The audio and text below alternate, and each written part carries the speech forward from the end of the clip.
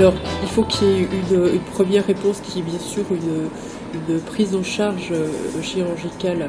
mais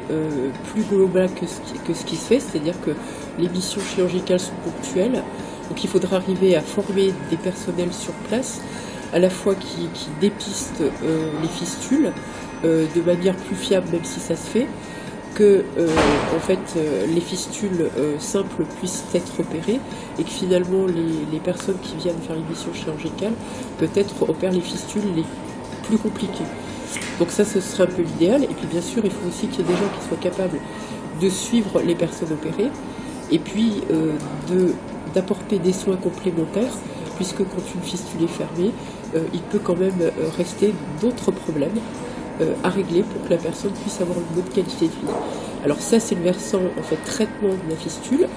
et il faudrait bien sûr mettre en place un versant prévention, c'est ce qui est le plus important, c'est-à-dire faire en sorte que les fistules ne puissent plus se reproduire. Donc ça, c'est surtout en fait un travail avec les obstétriciens, avec les sages-femmes, et puis un travail communautaire pour que les femmes africaines acceptent d'avoir un suivi un peu différent. Et puis donc le troisième versant, c'est le versant réinsertion, pour que ces femmes puissent retrouver une vie sociale et une vie familiale et être vraiment acceptées et être autonomes. Donc par rapport à ça, on a aussi rencontré des partenaires intéressants, puisque en fait,